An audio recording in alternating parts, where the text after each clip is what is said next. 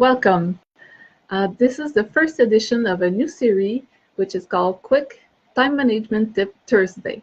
So what we're going to do is to look at how to improve our time management every week. I'm going to give you a quick tip on how to do that, and I'm going to follow along with you doing the exact same thing. So have you heard of Pearson's Law? It states that which is measured improves, and that which is measured and reported improves exponentially. So that's what we're going to do here. The first tip I have for you is to do a time audit.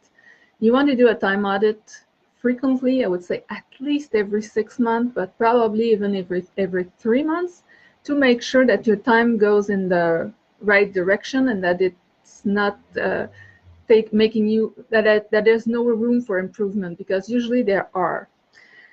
So how to do a time audit? First, you need a record sheet, and I have a time audit sheet on my website, which which I'll leave a link in the comment below for you to go to and download that time audit sheet. So, oh, hello Bree, thanks for joining. So what I was talking about is about time management. So what I was saying is that I have a time audit sheet on my website, which I'll leave the link in the comment below to go to and download that timesheet. The best way I found to record my time is to first start with the unnegotiable. So I put in the time I sleep, the time I take to have dinner, if it's a set time, especially. If you have kids and they have activities, you can put that in there. If you have a commute, that would certainly go in there as your non-negotiable time. That's the thing you cannot avoid. They are there. And then for a few days, if your days are pretty much the same, you can do this, the recording of your time for just a few days. Otherwise, if it's more appropriate, you should do it on a week.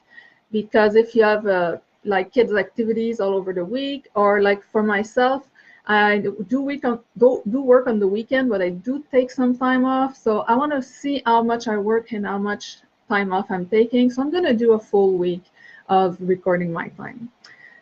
So the best way I found is to set an alarm every hour so that I can record what I'm doing.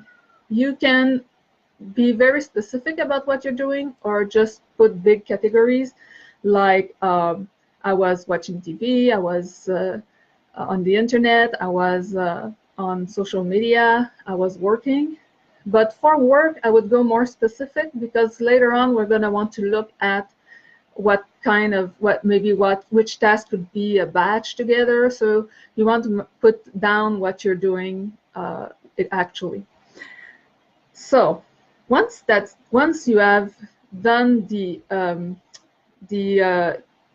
non-negotiable time on your worksheet, and before you start recording, you want to look at the free time, like the free chunk of time that are in there. And when I say free, it's it's a free time, but you want to look at those block of time. Those are the time on which you have control, actually.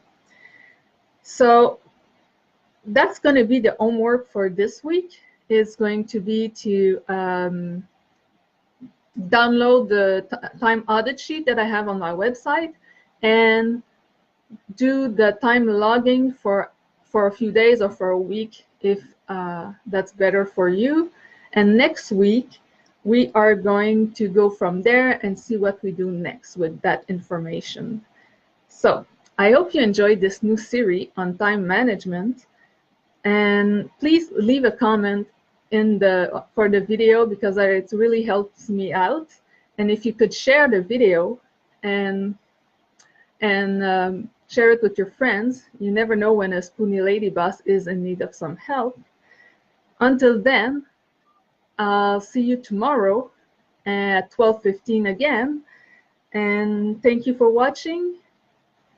So stay strong, stay fierce, and live your best life ever. I love you all very, very much. I'll see you tomorrow. Have a great day.